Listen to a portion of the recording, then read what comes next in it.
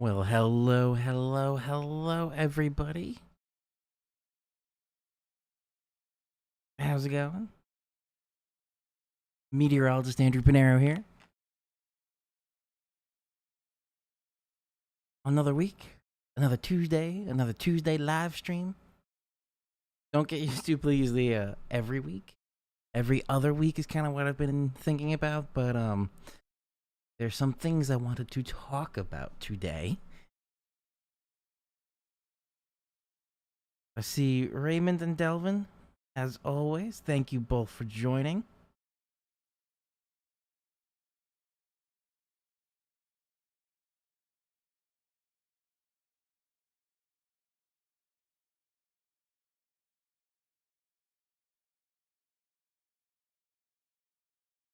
Yes, Raymond, we shall see. Should I make my own weather network?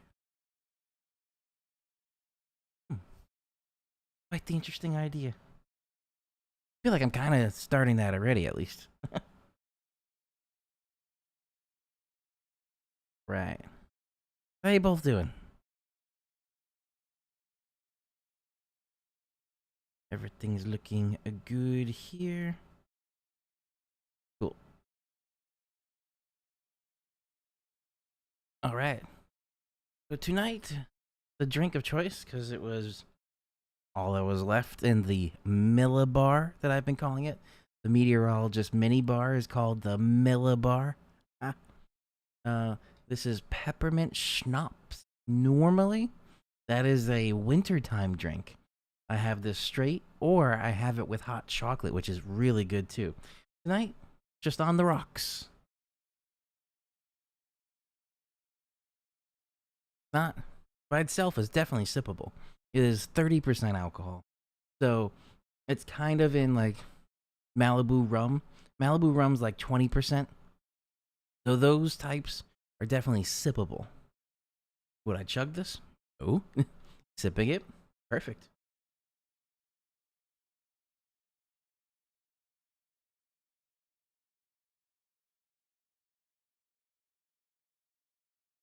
Wow, Delvin, 11 days above 90 in Ottawa. Weather puns for days. Don't quit your day job. So, I actually might make a sign. So, I do have a bar cart. For my wedding, I did get on the put on the registry and I got it. It was a bar cart with a bartender's mat, bartending tools. It was basically a mini bar, like for a home. But then just recently, I was like, it's a mini bar, but what would a meteorologist call a mini bar? The Millibar. Mili, small, capital BAR. The Millibar. Ah.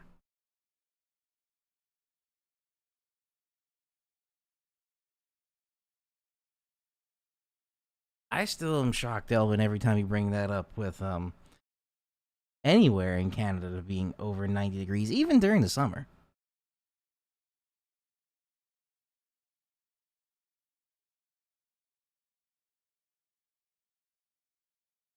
All right. A couple of things we are going to start talking about today. One interesting one follow up, something new.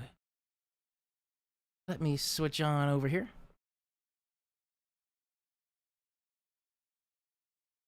All right. So over here, this is what I had up last week when we talked about the earthquakes.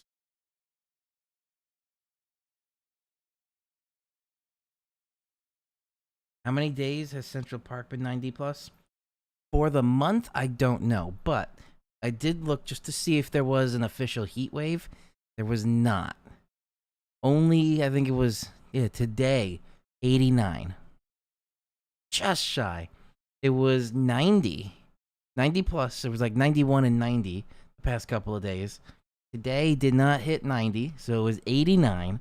So not an official heat wave, but just from feels, 89 versus 90 doesn't feel any different.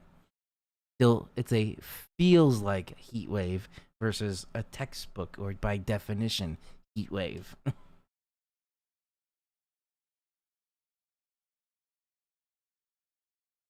All right, so what I brought this up for, this is going back to the U.S. Geological Survey. And we talked about the 2 earthquakes that happened recently. These were the decently strong enough to feel at least, which is a 2.5 plus. Anything lower than 2.5 of a magnitude on the Richter scale, you will not feel as a human. But I put 30 days, all magnitudes. Look at this. There is a little cluster right here in Morris County. So these are all below 2.5, so you wouldn't feel them, but they were enough to show up on the Geological Survey. So this one was July 21st, which was 1.3, 1.6, July 21st. July 21st, a 2. Are these all July 21st? This is July 21st. July 21st. July 21st. Okay. So these 1, 2, 3, 4, 5, 6. There were 6 earthquakes in Morris County, New Jersey on July 21st. They were all like this, 0.7 magnitude. So very small. Wouldn't feel it, but they were there and it was a cluster of them. And then there's this one out here, which was a 0.4 on August 4th. And then we have the 2 ones that were definitely felt. August 2nd, 3.0. And August 5th, a 2.7. Now, what's interesting, if you zoom out a little bit, if I were to connect these and kind of draw a trend line, like if we're going back into graphing, if I were to draw a line straight through here, this almost looks like it's a fault line. Now, I did watch something. I couldn't find the article because I was going to bring this up. There is, I believe in South Jersey there was a new fault line detected. And this, to me, again, I'm not a geologist. I am a meteorologist, so my area of focus is the sky, not the ground. But just from data analysis, because all scientists everywhere are good and skilled at finding trends in the data. The data here shows me, there could be a trend line here. So there were 6 earthquakes right there. That's 6, 7, 8, 9. There were 9 earthquakes in New Jersey in the past 30 days. Now, some of these, yes, were aftershocks.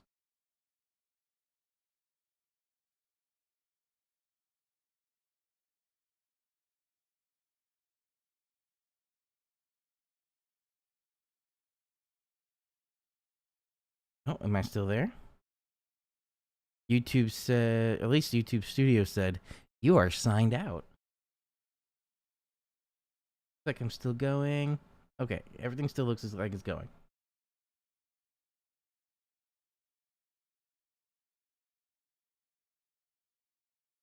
And yes, Delvin, I was just checking up on what the comments here. Reminded me of how a Cascadia area near Vancouver is massively overdue for an earthquake. But yes, that area, and there is the super volcano. I think that's Yellowstone, like you were saying. They say the same about Yellowstone, but nothing happens. It's still earth sciencey stuff, yes. Latest earthquake struck on January 6th. January 26th.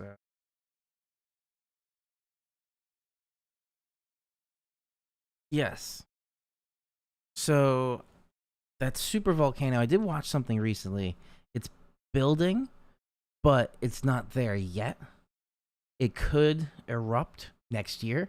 It could erupt 100 years from now. But within the next couple of centuries is kind of what the consensus was. That within the next couple of centuries, there is that area, Pacific Northwest, going into Canada, is due for quite the earthquake. But then coming back here to Jersey, I don't know if there was anything up here. But just, again, looking at the data, this looks like some sort of trend line. And usually a trend line for maps on an earthquake is a fault line. This also kind of correlates to right here. I think this is I-80. I-80 had a lot of sinkholes. And those sinkholes were because of salt mines.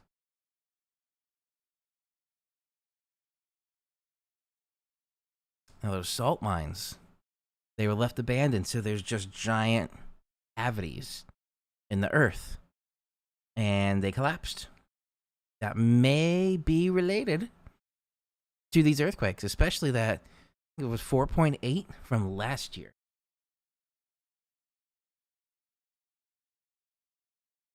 So, quite fascinating. Now we're going to change our focus from the ground, the sky, a little bit with the air quality. Now, comparing last week's view we had from airnow.gov, this is much better. There's no reds really in the area. They're all yellows. Coming into this area, New York City was pretty bad, especially going up north a bit more too. What we got there? Just randomly picking one, 54. Going a bit more north, Newburgh, 57. Albany, 58. Then we're going to go east, 69. So it's getting a little worse as we go a bit more north. Let's see, getting up even more here, 51, so not terrible.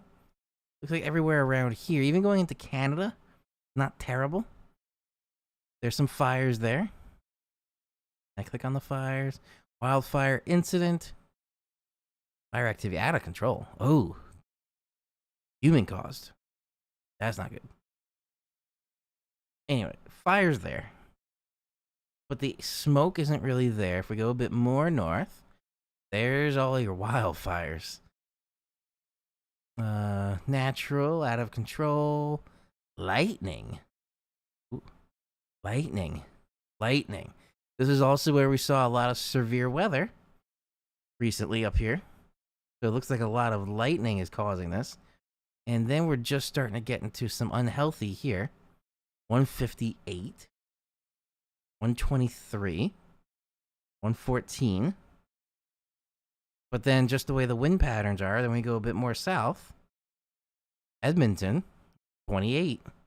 So this is all healthy, clear air.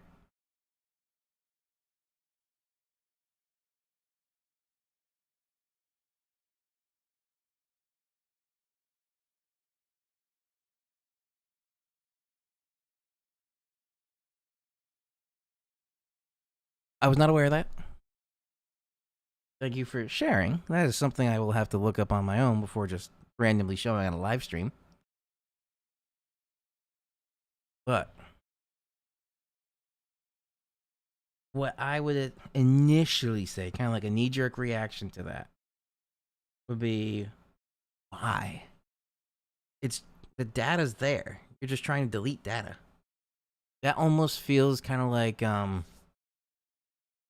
also this administration, but in 2020 with COVID, Florida didn't do testing for COVID, so it wasn't getting reported all the people that were actually diagnosed with COVID or COVID positive.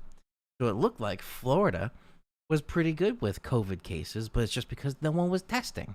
So you're deleting the data, or just, well, that's not deleting it. That was just not gathering data, a data hole, so it looked like it was better than it actually was.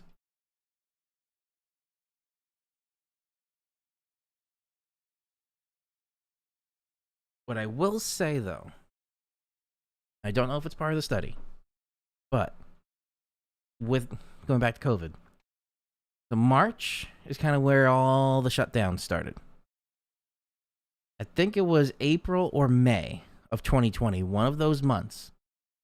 It was measured that there was a 10% drop in CO2 emissions in the atmosphere, like globally, Not just a local area, like a global CO2 emission drop. So that means some spots had higher than 10% CO2 drop, some had lower.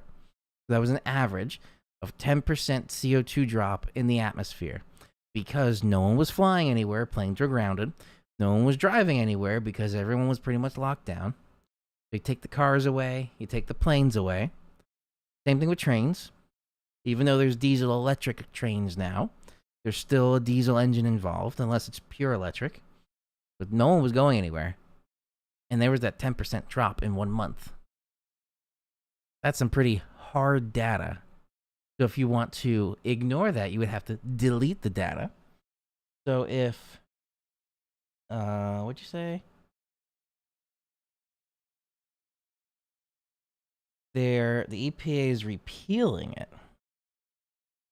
So if you're repealing data from that 10% drop, then it looks like nothing ever happened.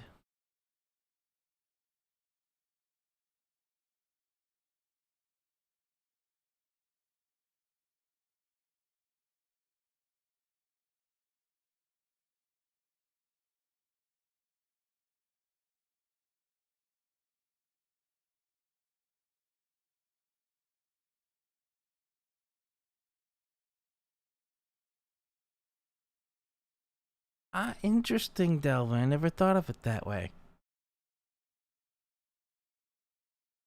It's just whatever is more comfortable for humans to go out in. So if summer in Canada is better than summer in Vegas, in Nevada, then that's why when it's winter in Nevada, a little cooler, you're outside more, versus summer in Canada, where it's too cold in the winter to go outside.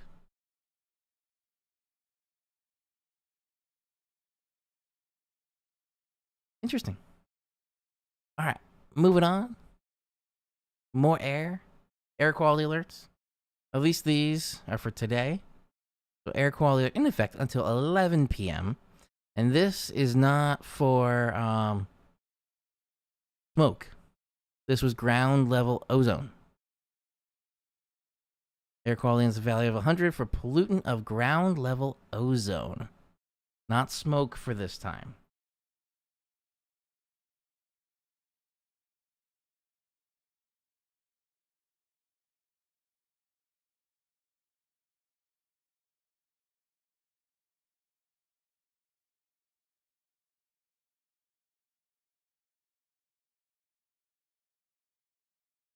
Oh, yes, going back if you want to take a peek at that. Yes, right there. Wildfires here. You get a spike in smoke outlook. New Mexico, Colorado.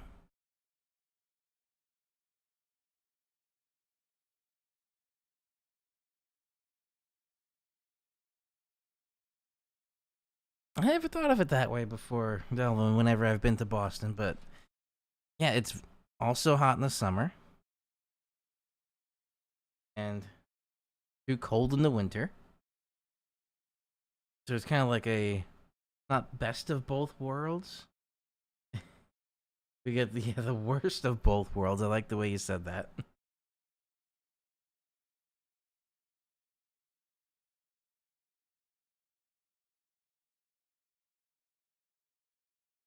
Yes, I did mention that. Forget about tropical storm. This looks like it could be the first major hurricane of the season. We were talking about that. We have our bingo card where we're trying to cross off all the natural disasters or natural weather phenomena out there. Earthquakes, tornadoes. Blizzard was still question mark. I forgot to research that if we had an official blizzard earlier this year. And it definitely had nor'easters, but maybe blizzard. Wildfires, smoke, bad air, severe weather, not tornado. We're just missing hurricane. I speak it into existence. We'll talk about that in a bit.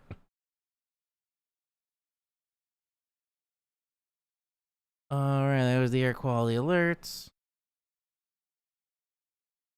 Storm Prediction Center now. This is a teaser for a little bit later where we talk about the forecast models, but nothing today. It was actually a really beautiful looking day today. It was just hot.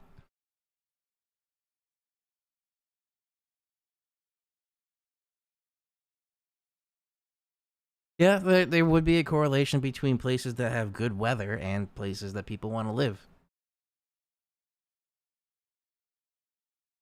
Flash flood warning south of St. Louis. Oh yes, that forgot about that. Adding it to our bingo cards, especially in Texas, the flooding in Texas.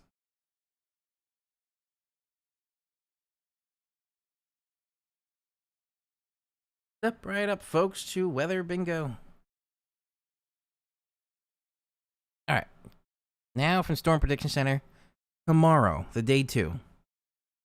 Our area is pretty much the entire eastern third of the country is under some sort of thunderstorm activity for tomorrow. I have been watching Reed Timmer do a lot of chasing.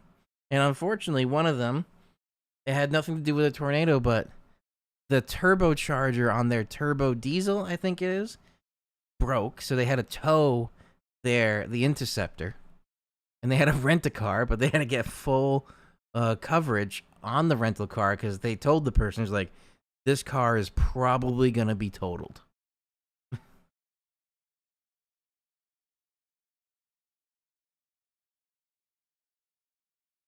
Yes. Where did it go? Had that from last time, Delvin.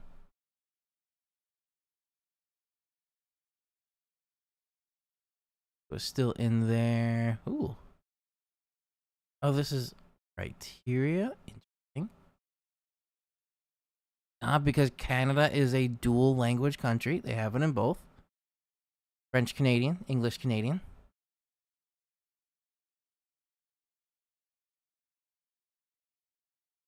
Oh, this is the main page. I don't want the main page.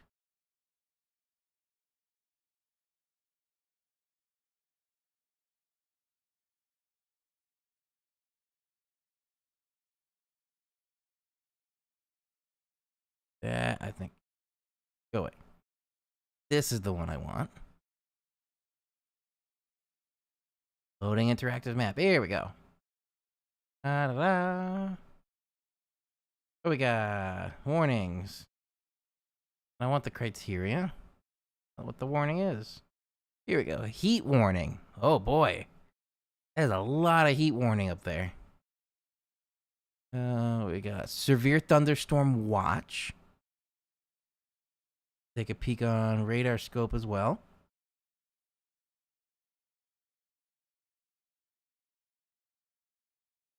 Severe thunderstorm watches.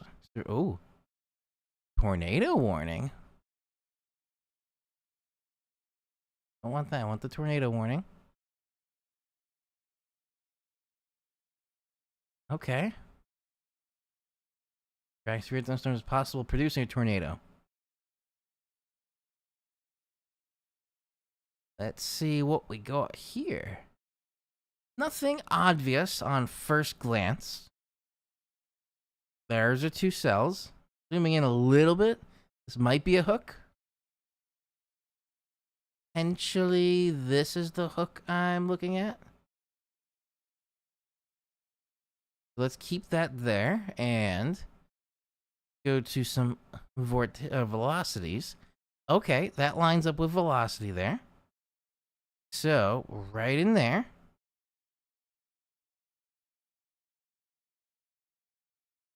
Let's keep this back in line. Ooh.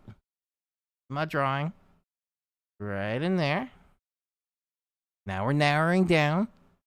Also, something here.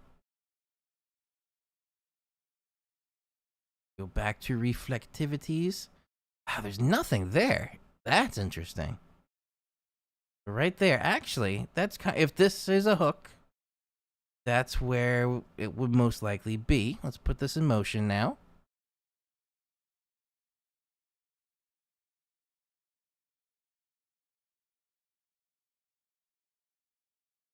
It's actually moving south.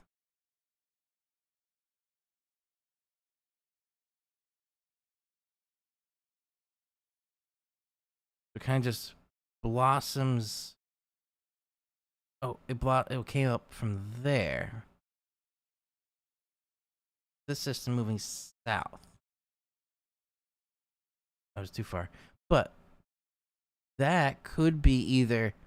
I don't think. Oh, there's no real way to see if it's a tornado on the ground for sure.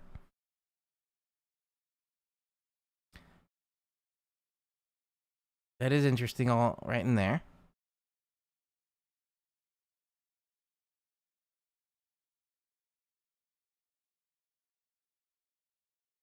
Just see precipitation. God. That's just big raindrops.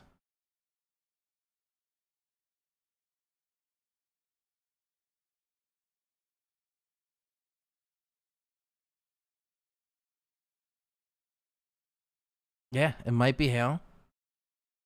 Severe thunderstorm warning with the border of New York. Yeah, I was looking at that before. Severe thunderstorm watch. Oh, it's not even near the watch.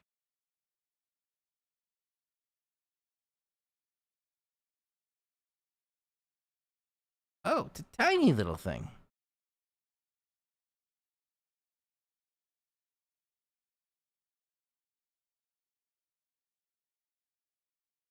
It's always good to go back and forth between two different radars. Just like with MRIs, you get multiple angles of the MRI. That's why it goes all around.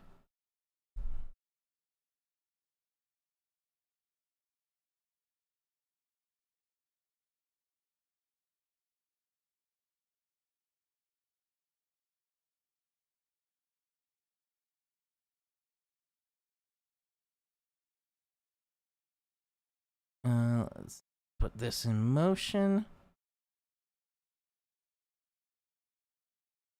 Oh, yeah, it was stronger. It's weakening. It probably is going to expire soon because it looked like it was more so from where it was before. Expires in 26 minutes.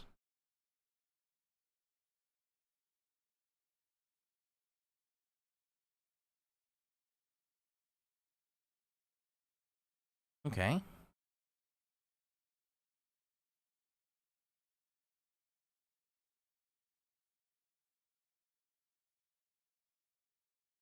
Flash flood warnings there and there. There's that tornado warning. That was about it. Okay. Most interesting.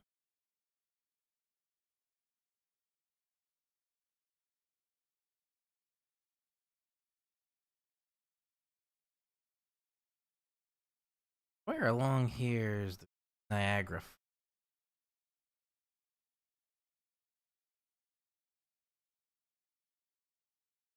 Anyway, not for right now.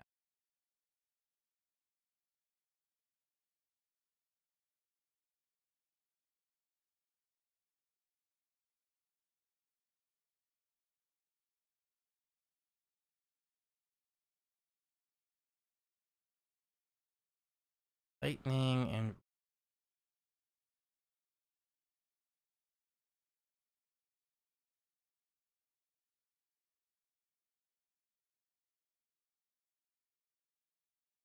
I wonder if they will ever get radar in these other spots. Because there's still quite a chunk of Canada that has no radar.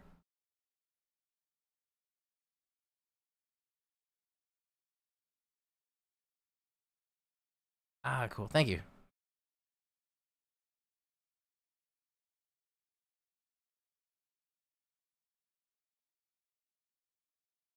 Alright.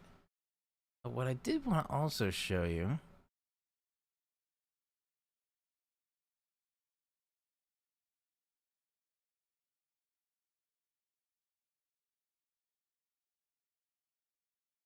Meg has a question for the peoples here. Can she print something? It'll be loud. She needs to print something. Did you sell something? Oh, nice. So, Meg was actually live while I was live too. She has the crafting shop. I don't think they could see you, but she went live and sold some of her jewelry. She does make jewelry. Sterling silver is her expertise. So if you're interested in buying some sterling silver jewelry, let me know and I'll let her know. But she did sell stuff. So are you two okay if there's a loud printer in the background?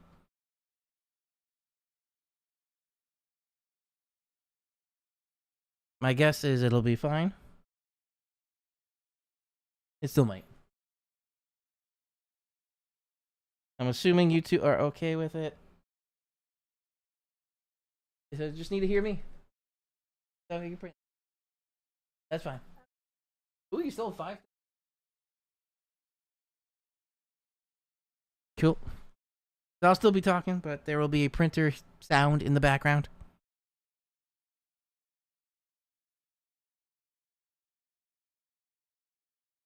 All right, so back to here.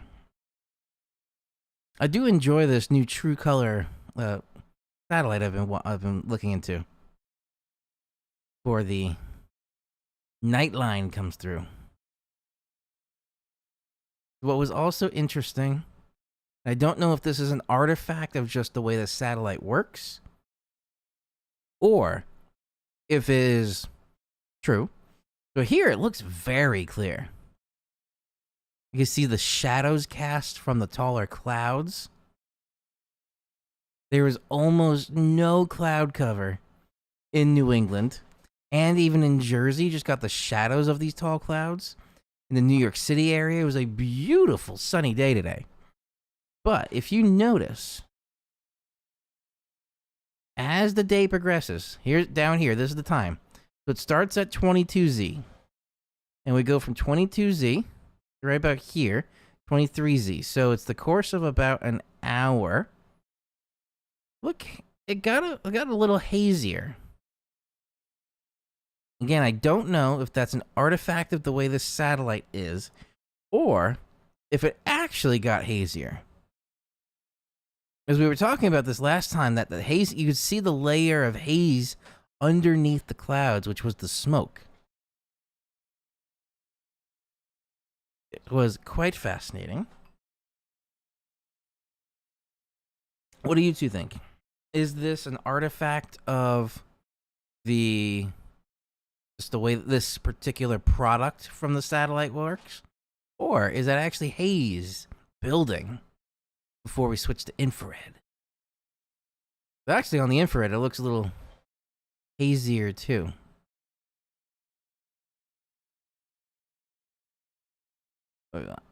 This one. Nope. I mixed them up. Nope. This one.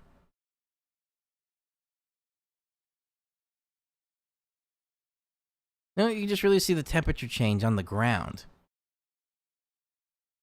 Now remember, with this shortwave infrared, brighter whites are colder, darker grays are warmer. So if you look at the ground from 22Z to now, it gets a little whiter because the sun went down, so the ground is cooling down. Might be the wildfire smoke.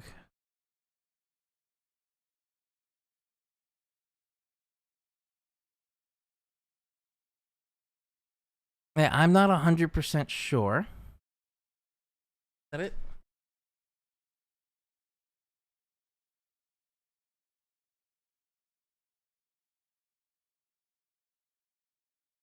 I might lead towards, especially because it's right at sunset, it's some sort of artifacting.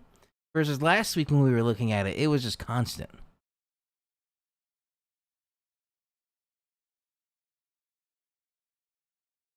All right, we kind of looked at the radar already with the storms and potential tornado in Canada. There are so many tornadoes happening in Canada now.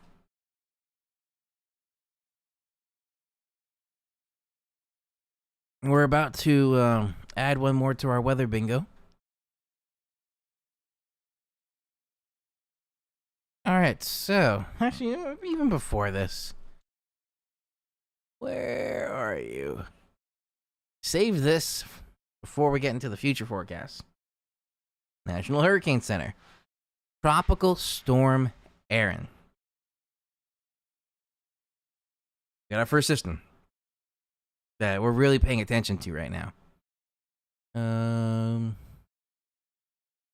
Oh. We'll compare these back and forth, but this is what we traditionally see, and this is what's currently technically the publicly available version. SSS, so tropical storm, turns into a hurricane 2 a.m. Friday. Stays hurricane, then turns to a major hurricane 2 p.m. Sunday. Now, if you look at this, Puerto Rico, right there. Remember my theory, and this is something I definitely feel like I should investigate more heavily. If the center of rotation, this is my theory, ready? If the center of rotation passes to the north of Puerto Rico, which the center of rotation will be anywhere in here, it's just on the edge of Puerto Rico. So most likely, it seems, this will pass to the north of Puerto Rico. That means it's too far east, and the whole thing's going to stay just offshore and curve out to sea. If the center of rotation passes directly over Puerto Rico, that means when it curves, it's going to follow the curvature of the East Coast and head up to the Northeast. New Jersey, New York City, Long Island, Boston, it'll head up through that way. If, this is the third if the center of rotation passes to the south of Puerto Rico, then it's going to be a storm for the Gulf of Mexico, or anywhere in this area, the southern Caribbean, going into Mexico, Gulf of Mexico, or Florida. Anywhere in there is where this will be.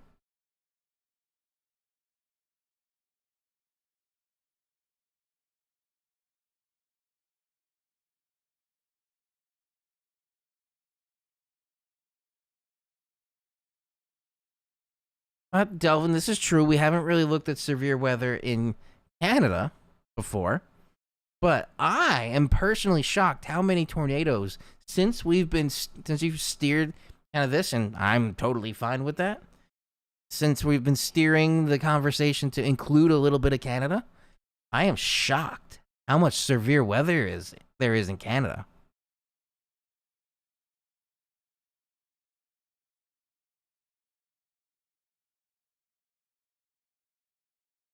Ah, yes, the subtropical highs. They can be pretty powerful.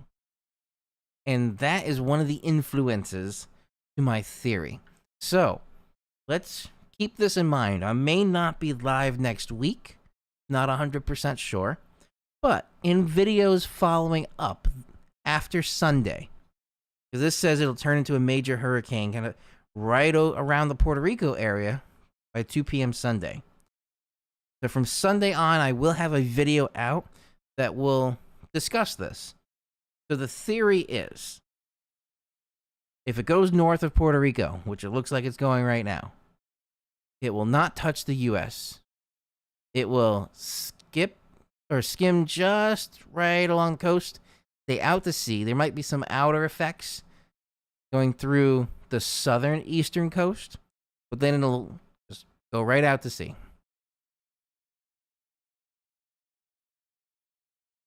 So that is what I think. And the M, I was also shocked when I first started looking at this that they're saying a major hurricane.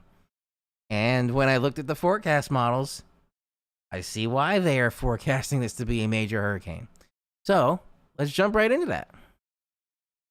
Actually, for this on the GFS, we're going to zoom out a bit. Eastern U.S. All right, so we have our clear air here. Going to Wednesday morning. And by Wednesday afternoon here, maybe some showers starting to develop. Start getting a little more steady. Going into the evening, this is where we could see some severe weather. Maybe not. I don't really think there's a high chance of that. I will say there's probably going to be some thunderstorms, and that's kind of what this is picking up too. I know I'm zoomed out a bit, but little darker spots could be just cells of thunderstorms that went by, not necessarily severe. But we could see some thunderstorm action later tomorrow, going into the evening. And then overnight, Wednesday into Thursday, we could still see some lingering showers. And by Thursday morning, it should be mostly finishing. Then we start seeing a little gap, and then some more showers later in the day Thursday, or later in the afternoon Thursday. By Thursday evening, it should clear up a little bit by around the New York City area. So some scattered stuff here and there. And then going into Friday, high pressure takes over, so it's clear. 1025 millibar high, that's saying. Then going into Saturday, maybe again some pop-up storms. Sunday, oh, there it is. There's Aaron right at the bottom there. 981 millibar center.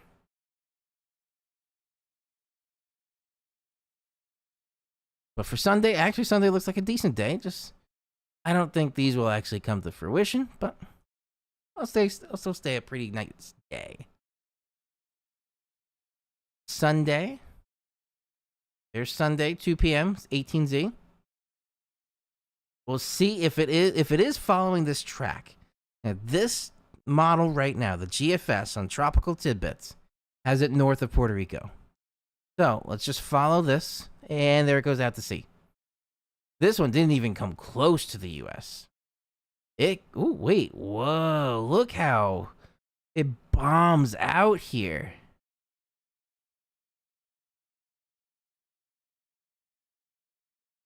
I think the lowest I saw was this, 951 millibar. Look, that just basically becomes a black hole of a hurricane.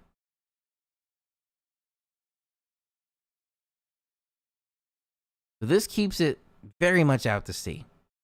Thus my theory, if it passes north of Puerto Rico, it doesn't have enough momentum to get to, or enough direction to get to the U.S. It's curving too much. It needs to be a little straighter, coming off, because all these tropical impulses always come off the coast, the west coast of Africa. As they come off Africa, they start developing over the open ocean, the Atlantic.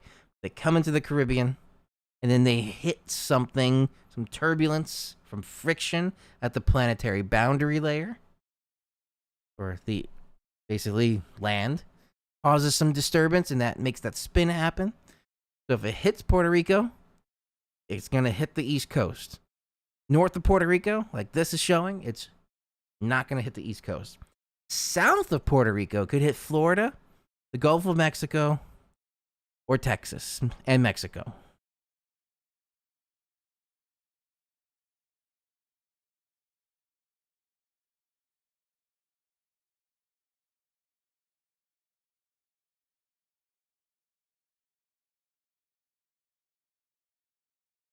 I don't necessarily think it needs to be extra powerful.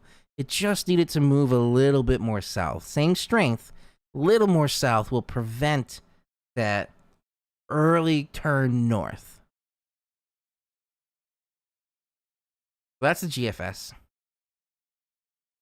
Euro, actually, let me reset this back to our area.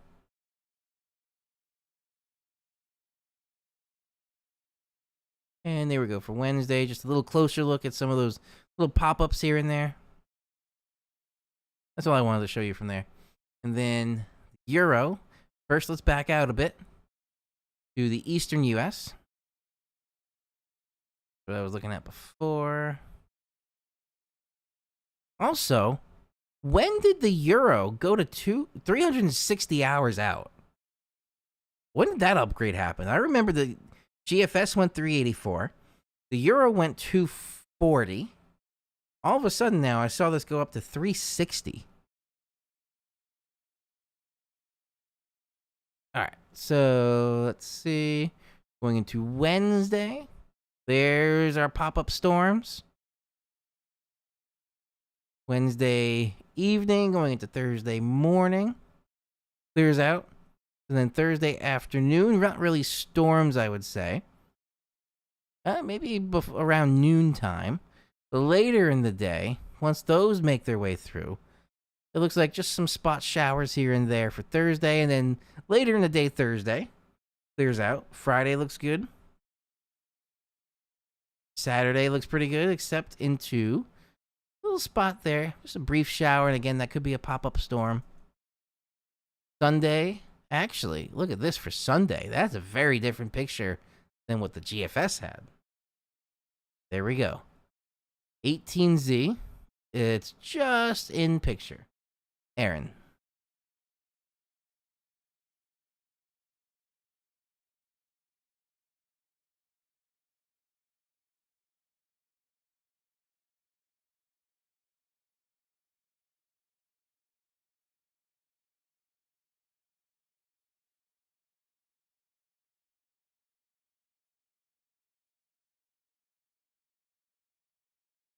The only time, Delvin, I remember this happening, it was in combination with an unrelated synoptic scale system that was just traversing the U.S.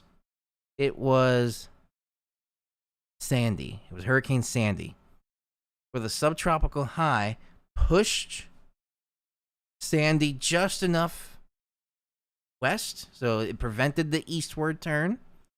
And then this other system came in to create that Fujiwara effect, which basically created like a binary star system. And these two low pressures were orbiting each other. Don't know how this is set up, but let's see. Let me try and switch this back. Okay. So, two lows. We have, nope, on this side. We have sorry, not Katrina. Oh boy. Sandy coming up the East Coast.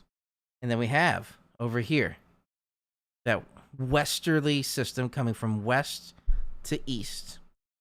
But I think the subtropical high over here was enough to prevent Sandy from going out to sea. And it came in close enough where it got affected by that low pressure system coming this way.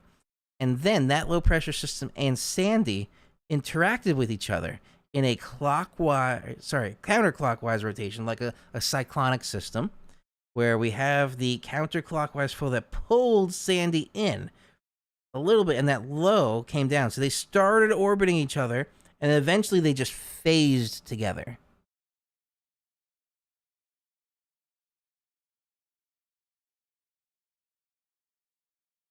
I think that was the last time I remember the subtropical high having a big impact for a hurricane.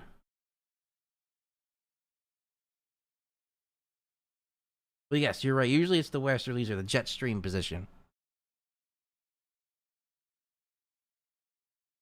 All right, so let's see what this is going to show.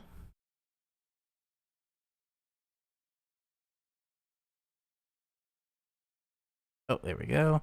All right, there's our low. We'll monitor the millibars in a second. Ooh, that is quite the system. Whoa. I'm just catching. Whoa. 932 millibar. That's insane.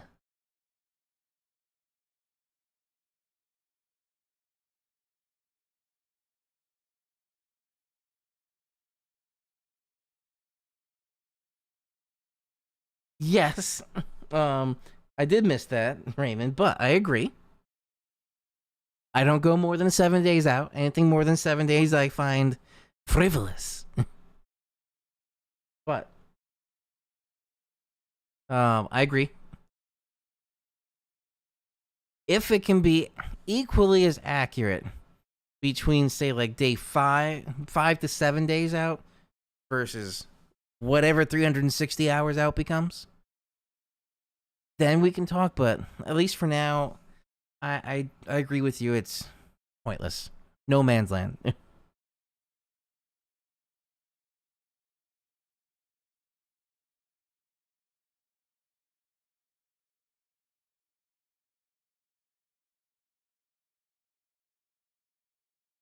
I did miss it, but maybe we share the same thing, because this is the fact. Everybody on the news doesn't say Hurricane Sandy. They always say Superstorm Sandy. Superstorm is not an official meteorological term. That is a made-up news term. Officially, it was Hurricane Sandy. It was a warm core system. The difference between a typical low-pressure system that makes its way across the U.S. with a jet stream is its cold core. At the center of the low, the temperature is always colder than on the outer edge. A tropical system, like a hurricane, is warm core, meaning the closer you get to the center, the warmer the temperatures are. That is by definition a warm core system and a tropical system. Now, it can become post-tropical. When it becomes post-tropical, then the temperatures start dropping at the center, which is what the National Hurricane Center claimed. That the moment Sandy hit the land, it immediately went from warm core to cold core. So it ceased being Hurricane Sandy, and the official term was post-tropical cyclone Sandy, or extratropical cyclone. I think it was post-tropical cyclone Sandy. The news does not like that because it doesn't roll off the tongue. So post-tropical cyclone. So it's a big, strong storm. It's not a hurricane. So it's a supersized storm, a superstorm. That's kind of the mentality. So that's from the news side. From the National Hurricane Center side, I don't know the intentions behind the director of the National Hurricane Center, but it does benefit the insurance companies to say that this system was not a hurricane once it hit land, because the insurance companies don't have post-tropical cyclone insurance. They have hurricane insurance. So if the system all of a sudden is not a hurricane anymore, they don't have to pay out. Just saying, not for nothing.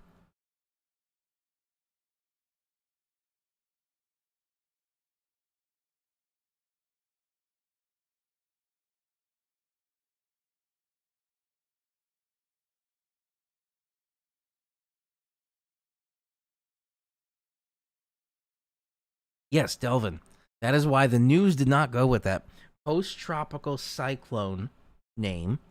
Post-tropical cyclone Sandy is too much technical jargon. Yes.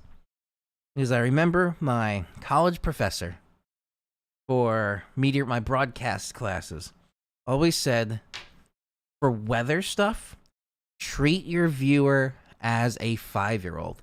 They could be in their 50s, but they are as dumb as a 5-year-old. That's how you want to approach them.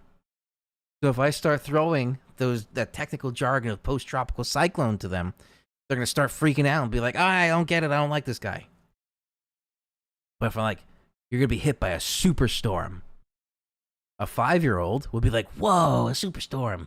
An adult would get that same idea, but know how to act properly.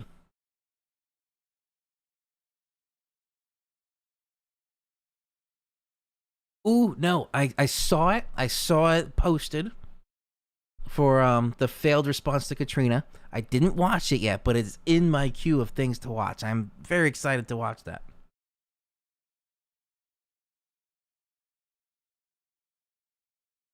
All right, anyway, going back to this. So this has an extremely strong storm.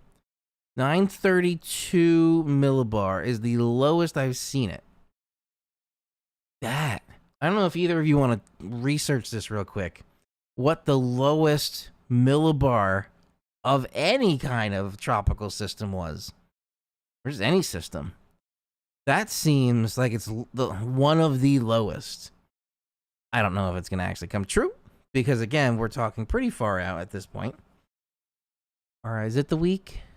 Thursday. So it's over a week, so it's beyond my threshold of confidence. Going to where we are, which would be here. 0Z Wednesday. It's basically where we're at right now. That's the most I would say. Okay. I feel confident saying it looks like it's going to go north of Puerto Rico, thus this east or the northward turn sooner.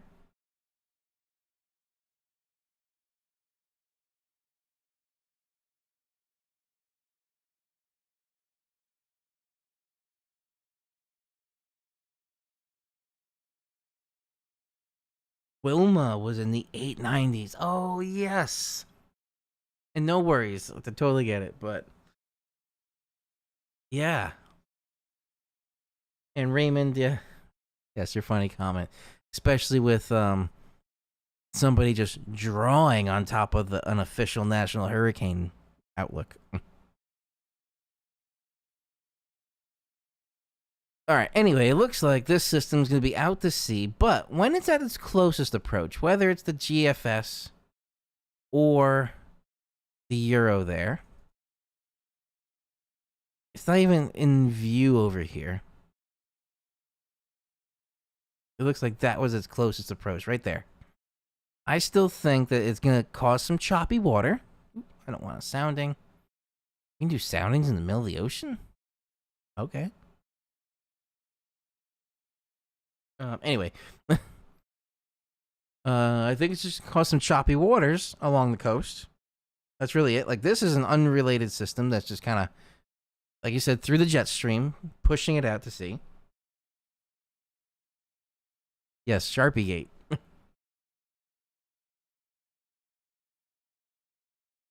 Speaking of Sharpies, unrelated to weather, but kind of a documentary I saw, or just a short.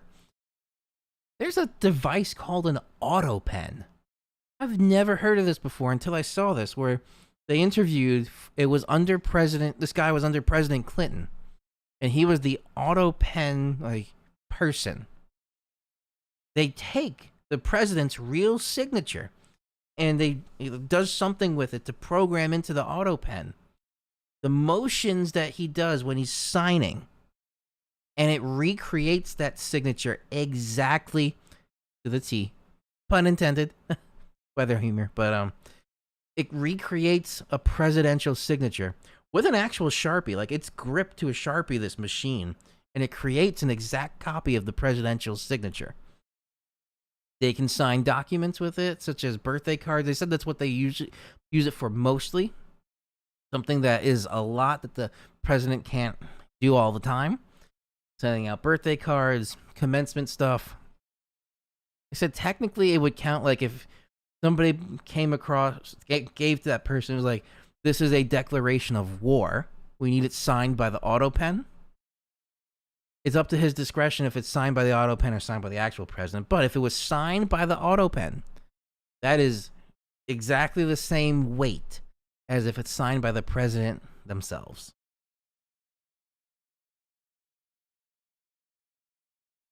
Who knew?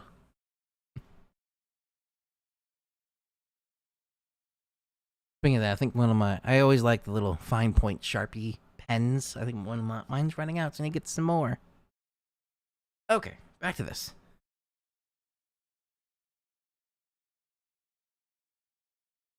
All right, so it looks like really the worst we're gonna see is later in the day tomorrow, which is this. Going into the first part of your day on Thursday, little gap. Then a little bit more in the early afternoon Thursday, but then it clears out later in the day Thursday. Friday looks fine. Saturday, maybe some spot showers here and there. Brief storm. Sunday looks good, but depending on which model again. There's your 18Z from the GFS on Sunday. Back this up. Do 18Z there. That is quite a different picture.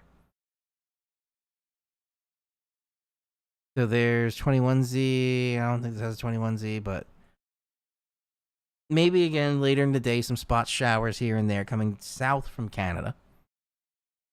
But that's really about it then. And then after that, Monday, there's little spots here and there. There's nothing too major to talk about going into next week.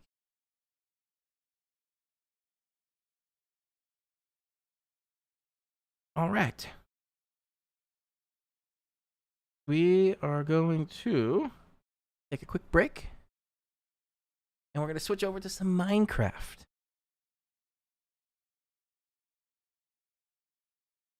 All right. Cue up the music. It signed me out here too. That was weird. It just auto signed out everywhere. Okay. We'll be right back, and then we'll play some Minecraft and keep talking. All right, see you in a little bit.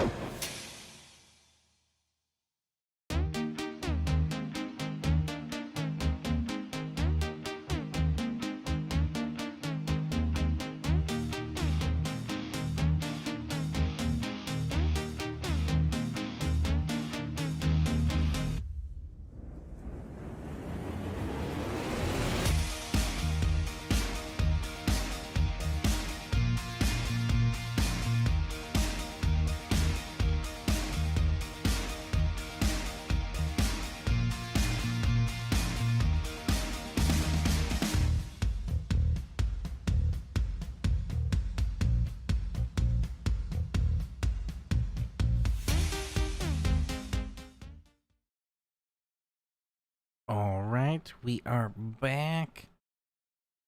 Queuing up some things.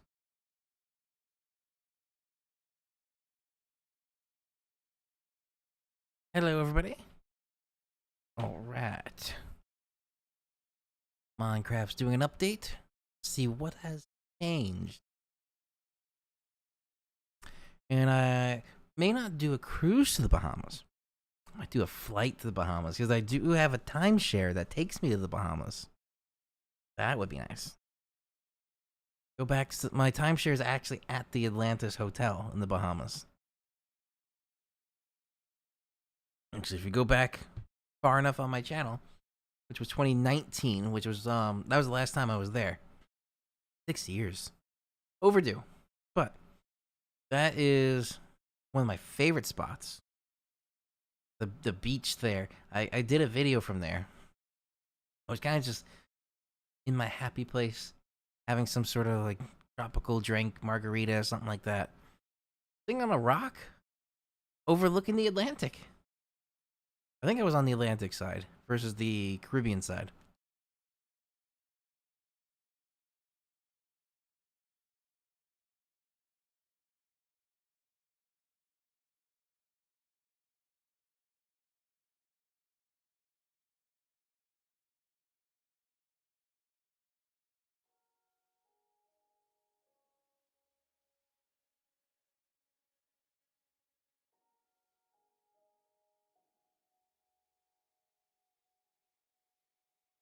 All right, there we are.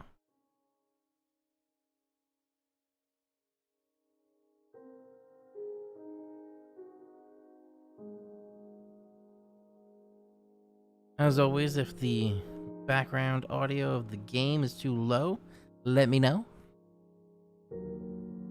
Think I have it set pretty well.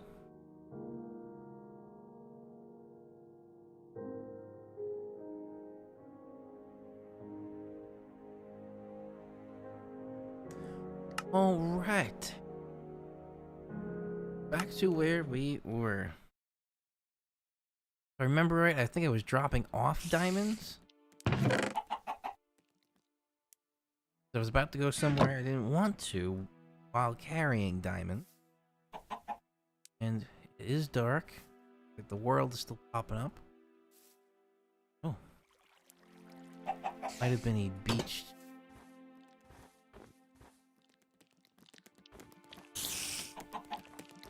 There. Can't get me. Now, it needs 2 blocks wide, the spider, anyway, so it wouldn't be able to get in here. Alright.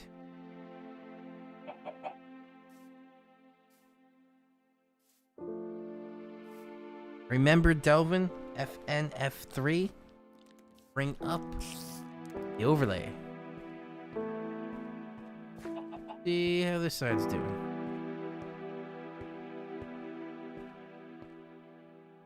Need food. It looks.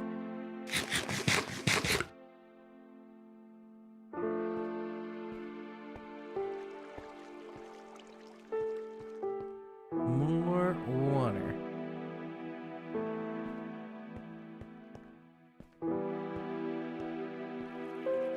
Oh, I think the other side I was going down very deep, and I was asking what the minimum level before bedrock comes up. That was weird.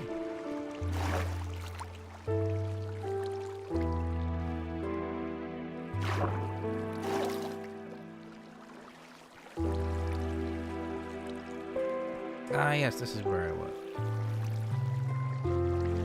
And I was like, oh no, I got diamond on me. I don't want to lose that down here like I've lost a bunch of things.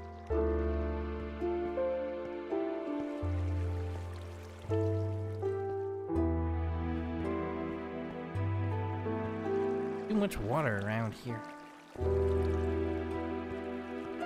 Just the face. I think when I got my this side, I think yeah, it came through this way. Not this way.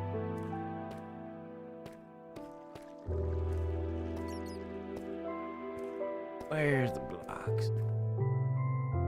Negative 18 we're at.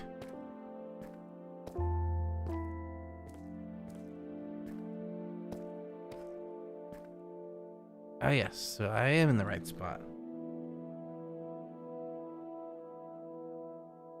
Oh, I was gonna make a stone pickaxe. That was it. Didn't want to waste iron pickaxe.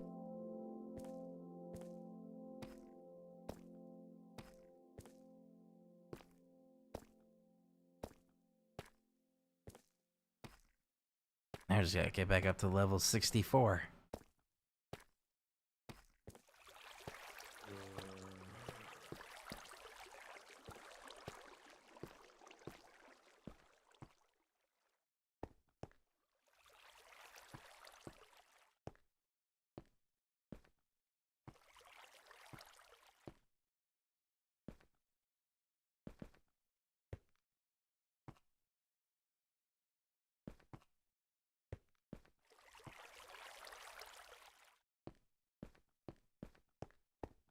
All the way back up.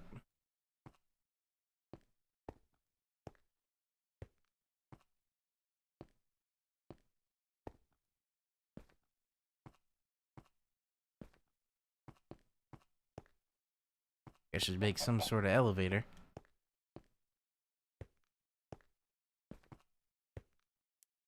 We're almost there.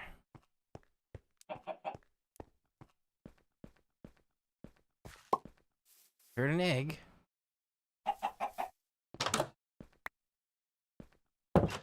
Thank you for the egg. Other eggs. To make stone pickaxe.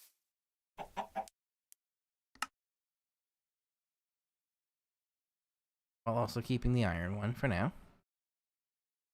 In case I come across more diamond, it needs the stone pickaxe. Or sorry, it needs the iron pickaxe.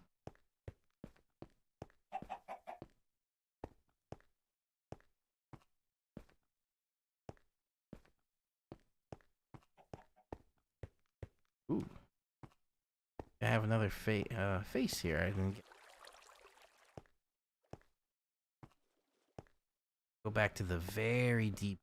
Oh. We'll work with that.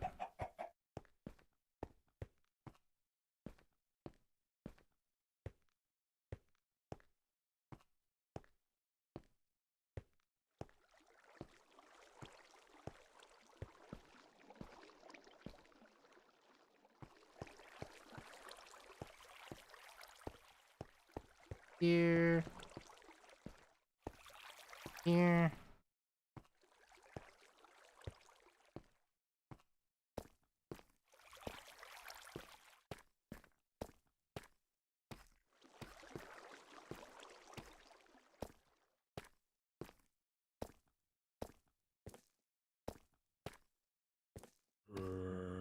Ooh, there's a zombie.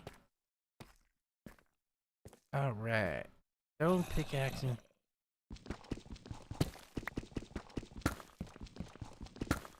See how far this will take me.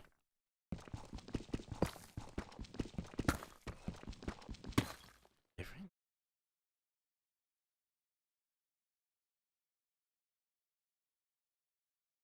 Gravel.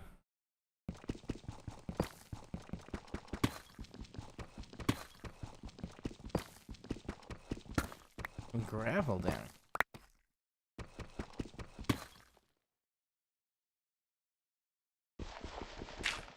Can be mined with anything.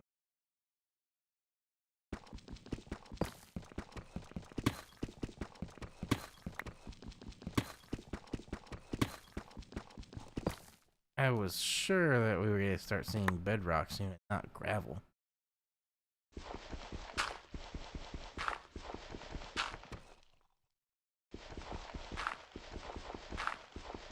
Flint.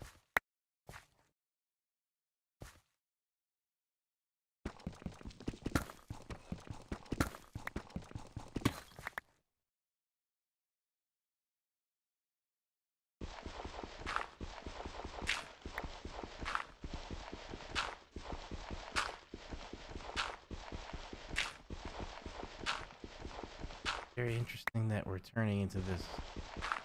Oh. Apple?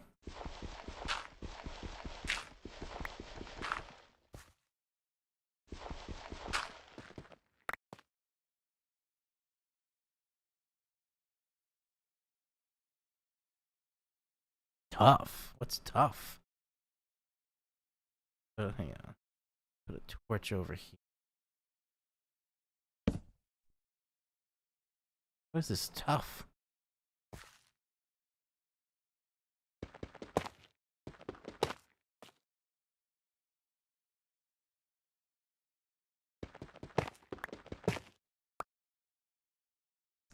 Got some more flint out of there. Oh, is this stuff that kind of looks like it comes up by spawn site or something?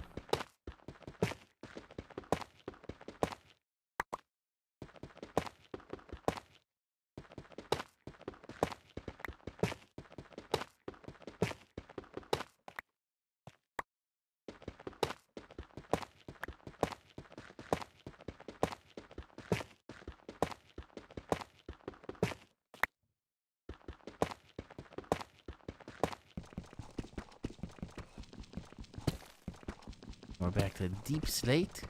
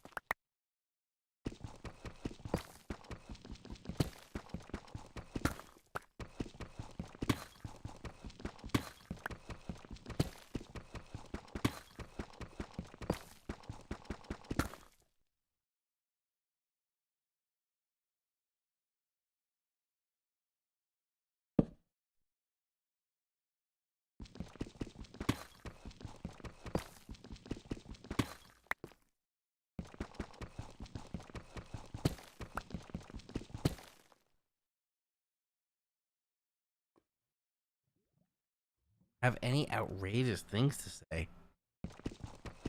This is not the type of stream for that.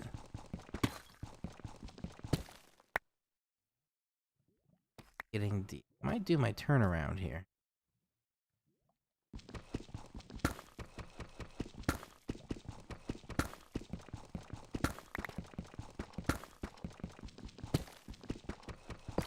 What am I at? Negative 52. The level I'm at.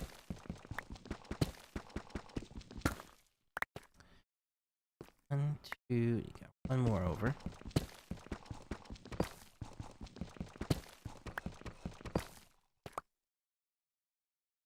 Gonna start here.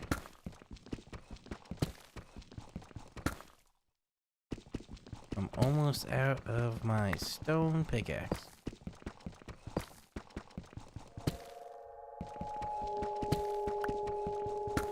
It was one of those creepy underground sounds.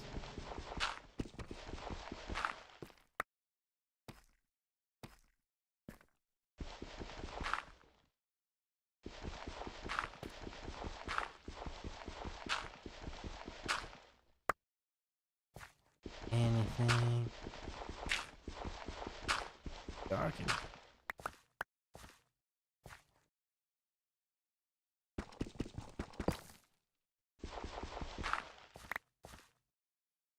Stick to the pattern.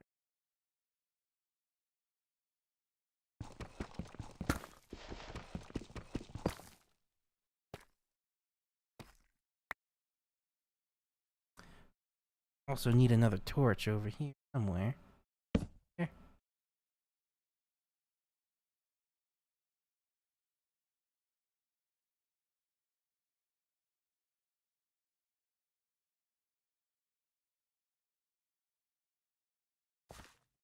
The most outrageous thing I could think of, Eric. I don't know. There's nothing too much right now.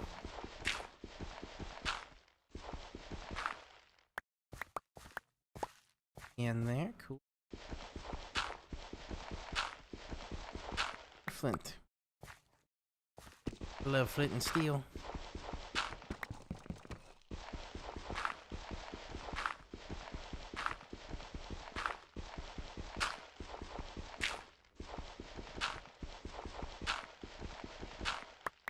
Flint.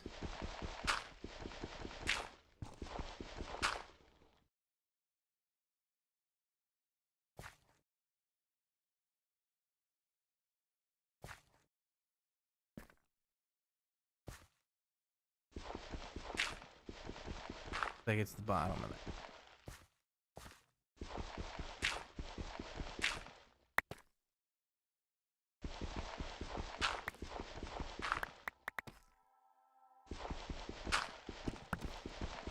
Flint. Not like iron or diamond or anything.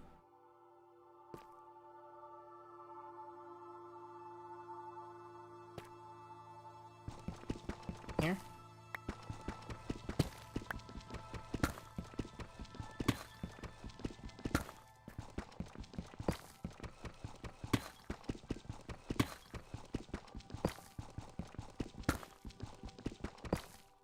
Axes break anytime.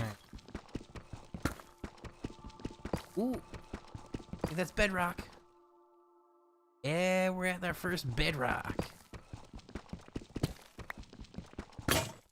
Oh, there. Bedrock. First time at negative 59.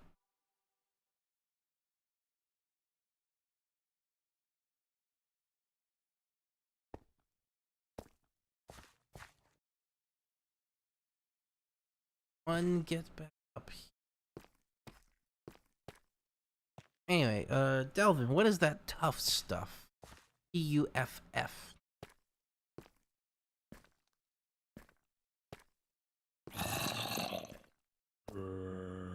Something all around here.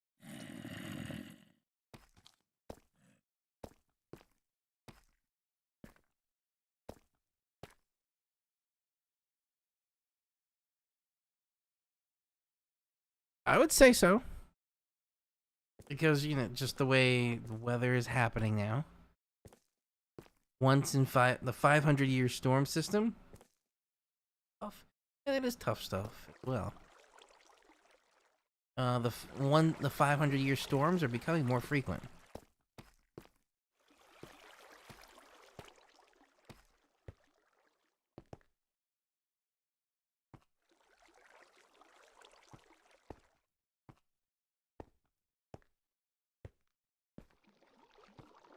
What I would really like to find is wool to make bed, so I don't have to worry about my spawn spot. It'll always be in the exact same spot I want it to be.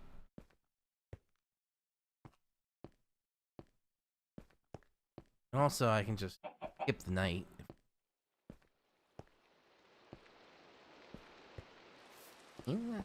Not out there. I think I hear rain in Minecraft. Did. Rain, snow. Like right at the rain, snow spot. That over there.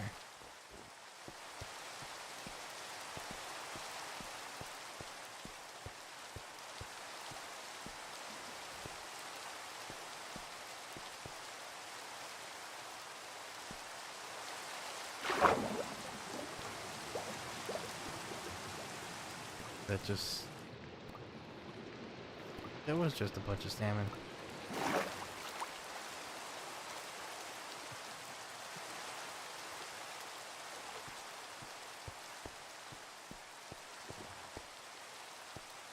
Can't tell if it's getting darker. Oh, it is getting darker. Man, I missed the day again.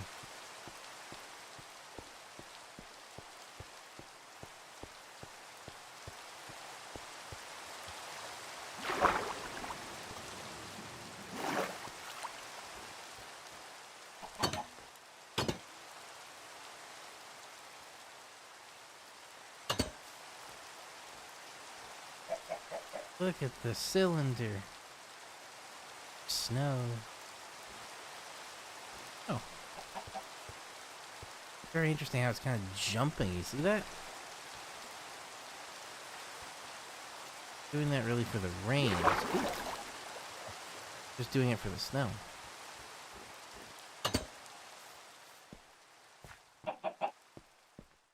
Be a couple bedrooms. Haven't done anything with either of these. I keep the ceilings low so the Enderman won't get.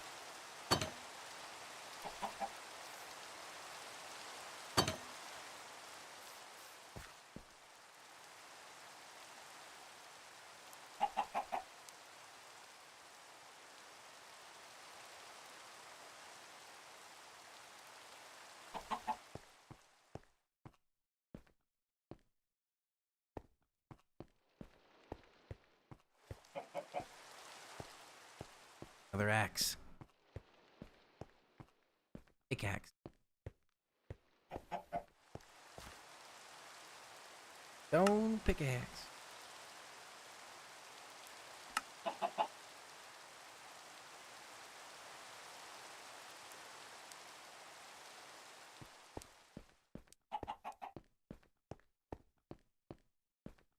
Alright, we'll go back to our deep spot for a bit.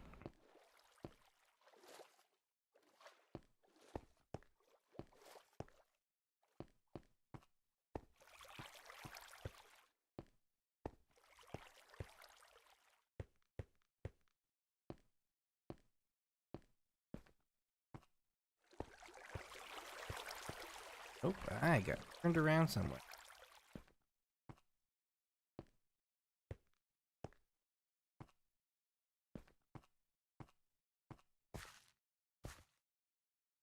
Down the wrong tunnel initially?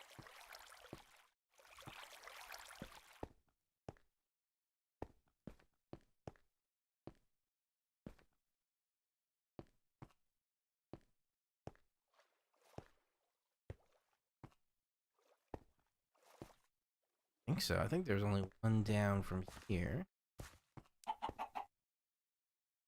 Oh, I went down. I wanted to go down this one.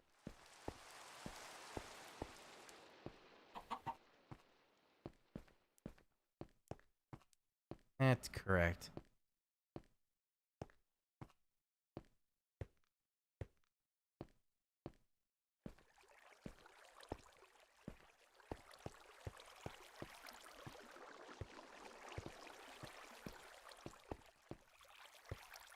And we're heading down the right spot.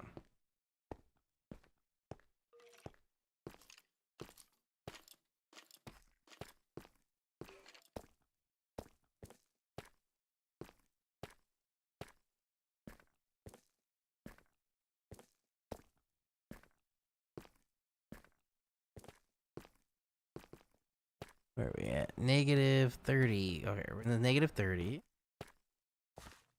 The tough again. Turning around here. There's the deep. Alright. This should just not do anything.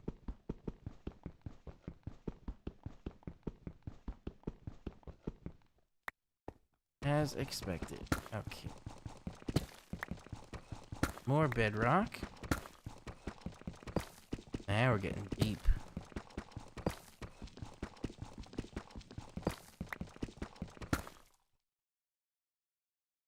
Have to go around. Oh, I don't have to do anything with that. Keep going here. There's some more bedrock.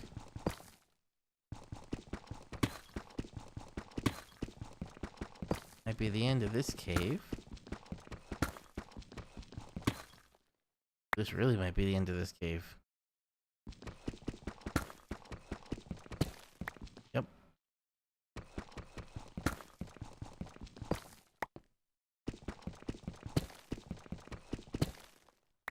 Yep, let's give up on that. Just bedrock.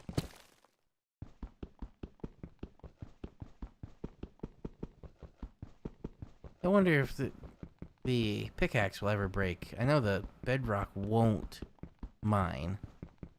I wonder if it'll ever do anything to the pickaxe. Alright, that's the end of that one.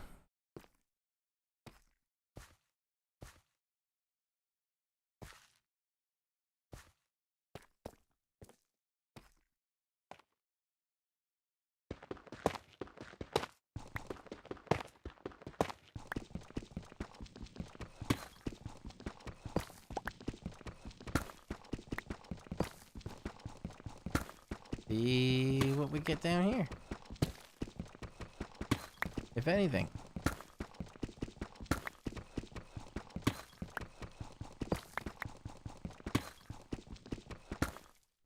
I can't see a thing.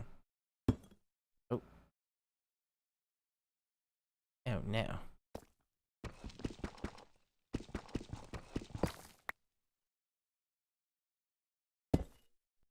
What? Oh, I see what happened. Ran out of torches. Ah. Alright, back up to the top.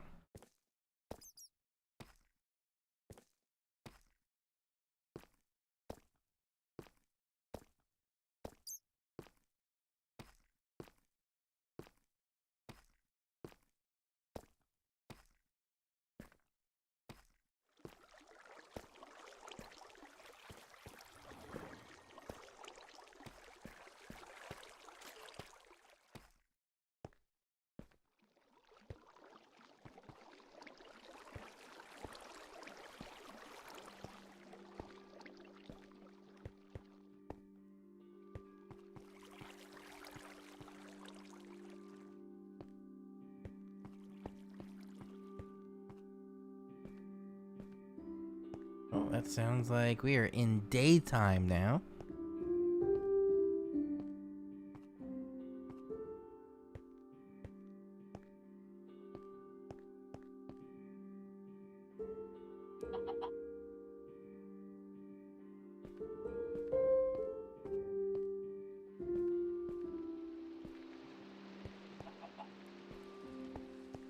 It still sounded like it was raining.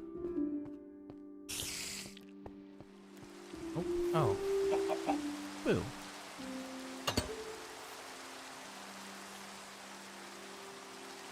Oh, it's just coming up. Okay. What? That was weird.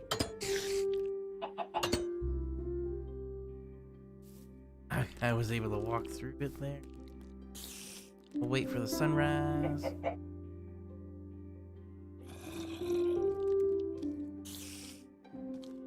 Nothing there.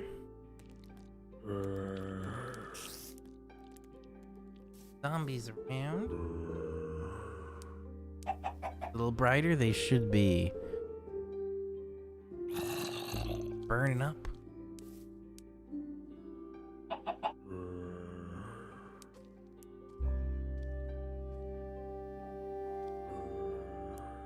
Oh.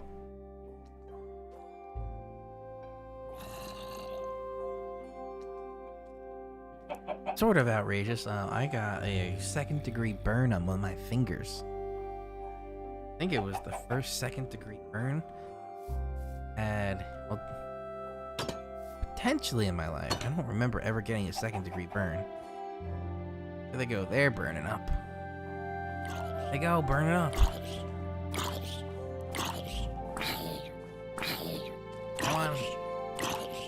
Get at me. Get at me, zombie.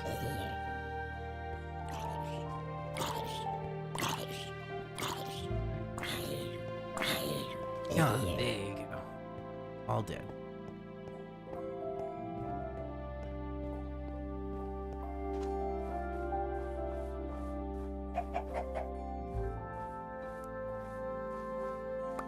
Eat. Spiders are docile during the day, so ignore that one.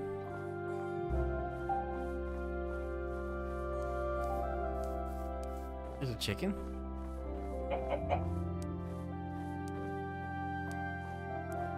We'll kill this one.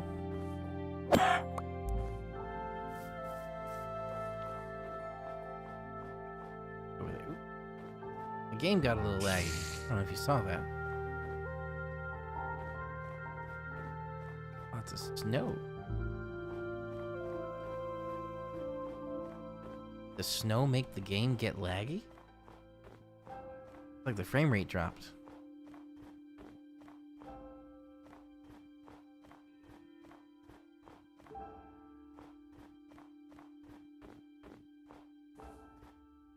Hang out here. Just oh, the deep snow. Oh, that was the stuff that kills you. Kind of deep snow.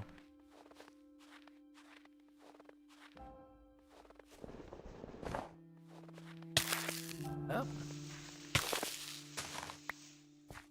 that was weird.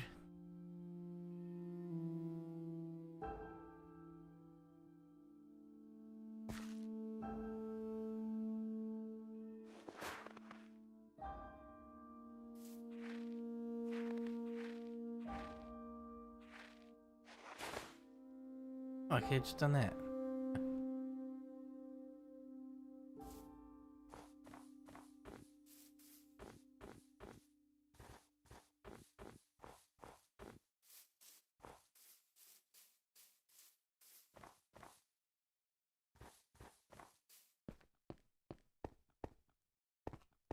Still the river I was at before.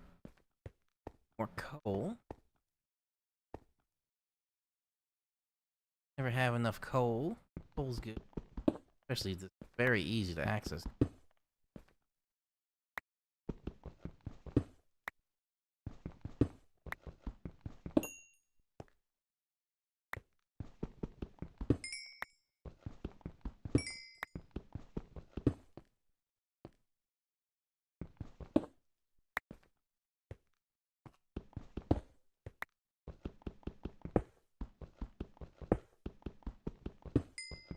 Fine.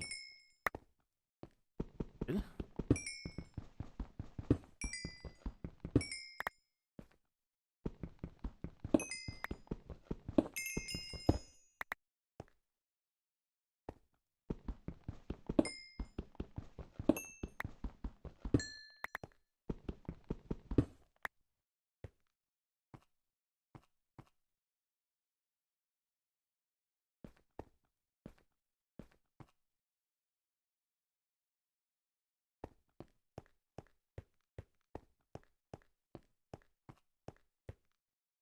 More over there.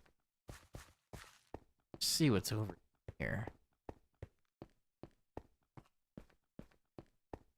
Fox. Oh, a sheep. Oh, there's so many sheep. I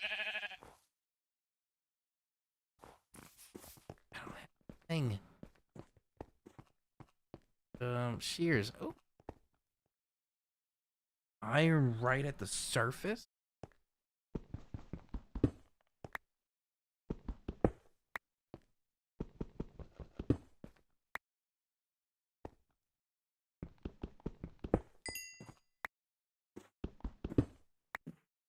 Okay, there's sheep over this way.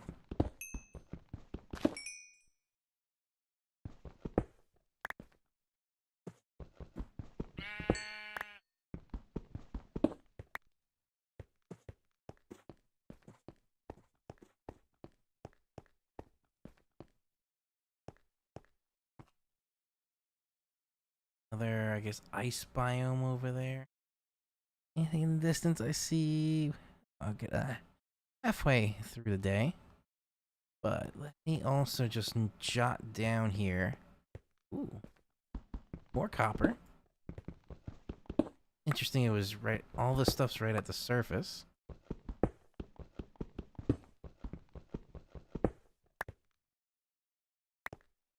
I have so much copper.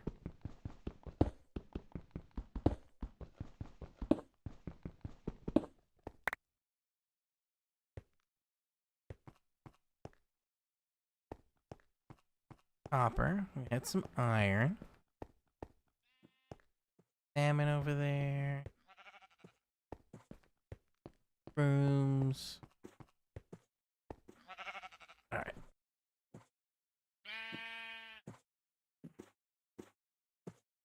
write down where I am.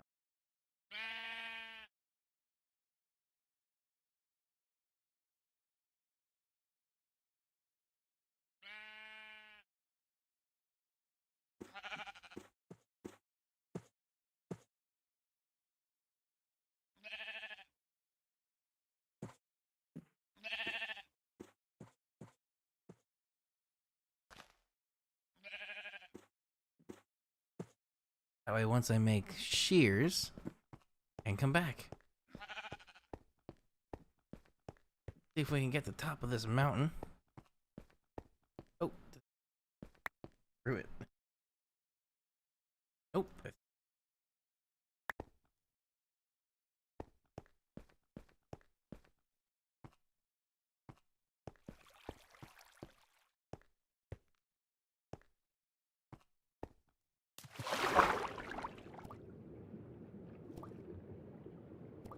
Salmon, that's always good.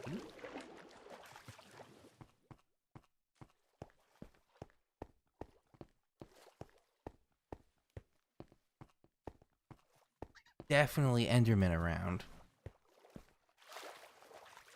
Single blocks.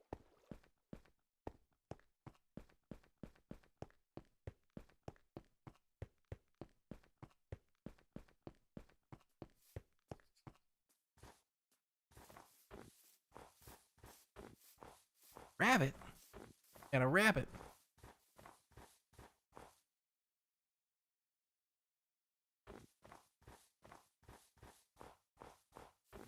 Okay, so there's multiple rabbits over here.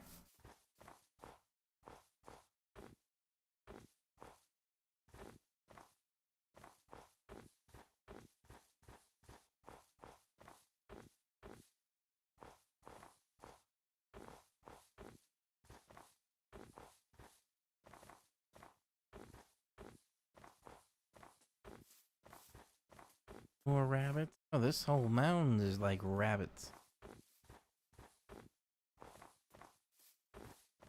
Oh, what is this? Goat? Oh.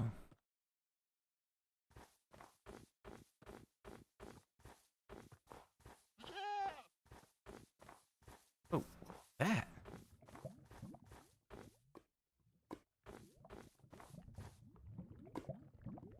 I hear lava.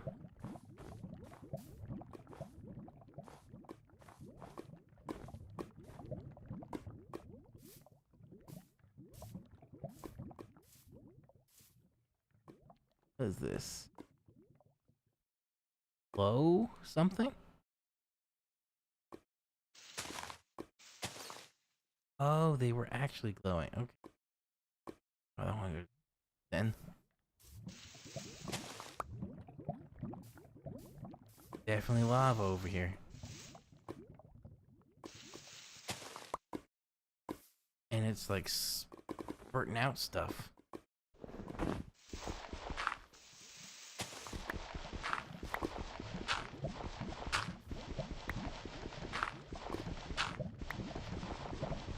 Sounds like it's straight this.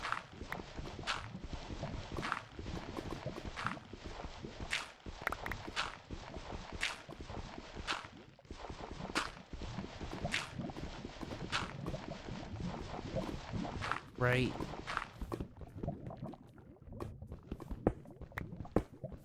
Ah, there's the lava.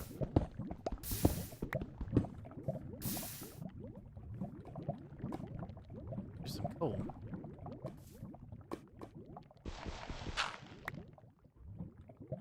Quick experience gains as well.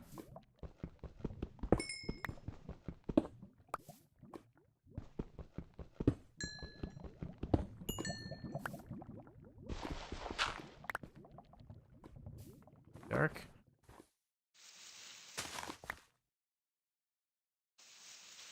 Let's get back. Oh no, I'm further than I wanted. I don't know if that goat is gonna try and get me.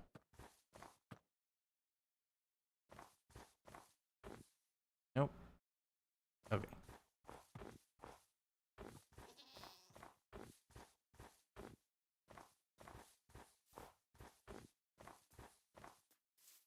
Another biome over there.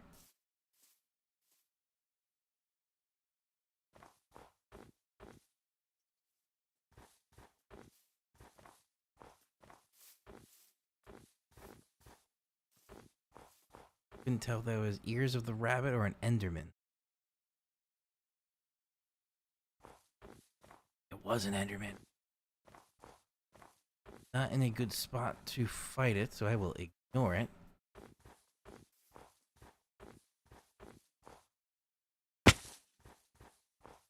Not what I want to be doing.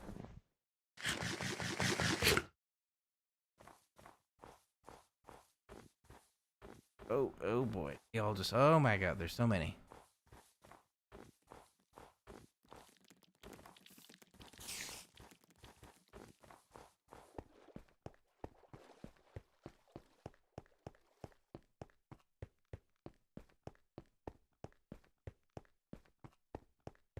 And I think that fox is hostile.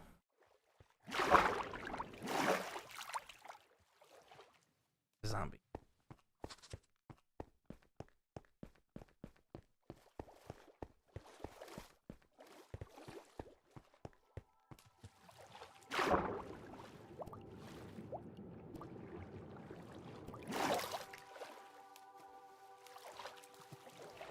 Something over there. Or that, no? Gotta get to negative 26.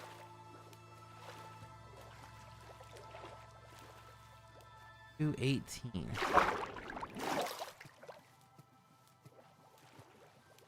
Wrong way with each direction.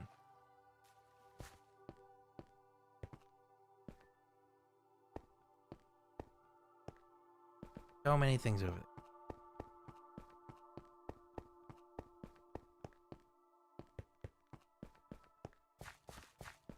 Oh, there's more copper.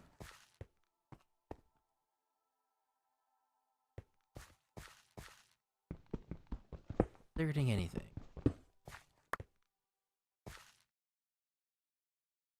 Yes.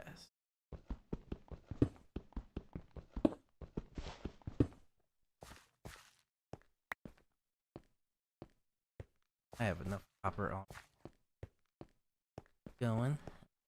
One negative. Go to negative 126. Oh man, it's taking me through this way. Hello.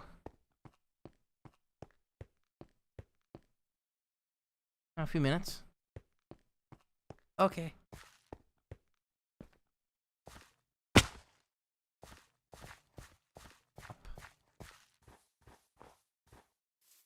Woods. Nothing gets me. Something over there we're gonna run away from. Oh, there's another thing over there. There's so many creepers.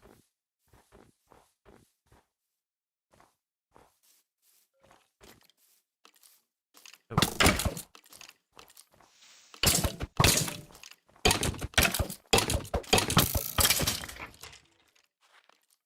I'm stuck in the deep snow. Oh no.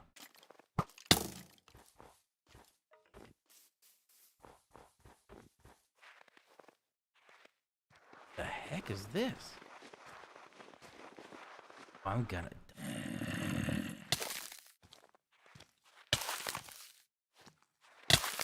Ah, stuck.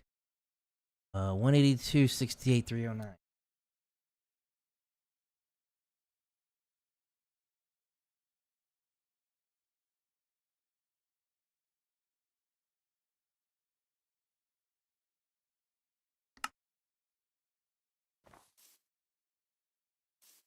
$182. I think I'm actually back close to home here.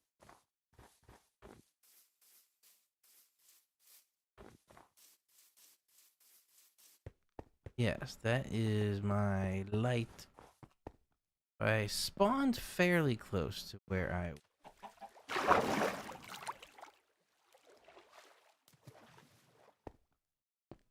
go this.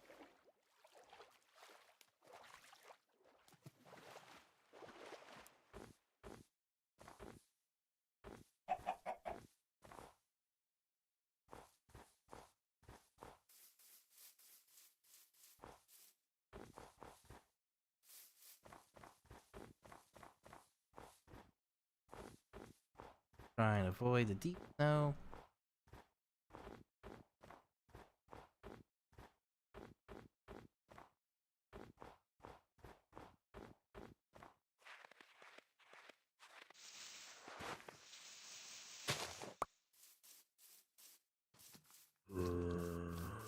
Zombie.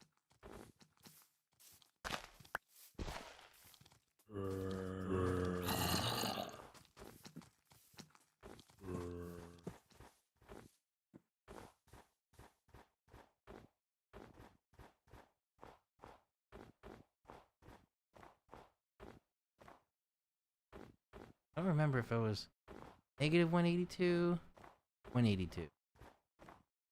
Quite a difference.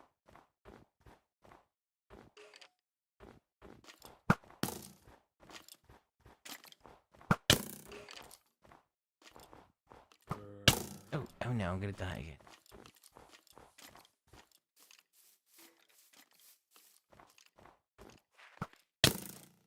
Oh, what the heck is going on here?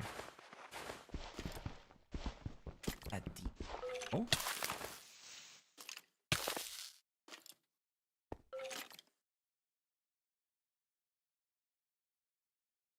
I'm like under the snow.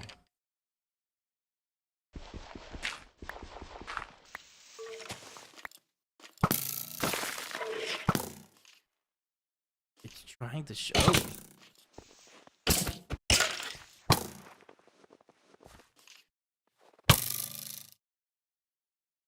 That's interesting.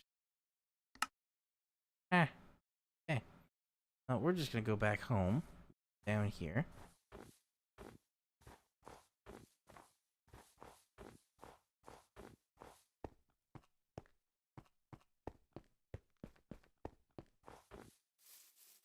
I'm gonna call it for tonight.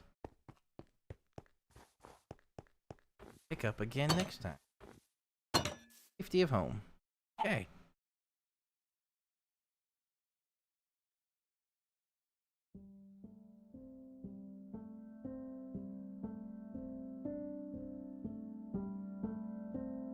Alright, that's going to be it for the evening.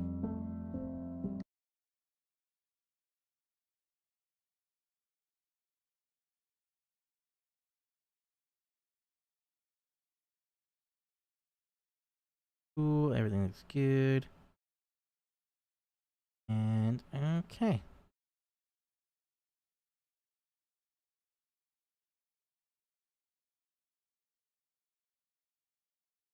All right, well, Delvin, Raymond, it was a pleasure as always.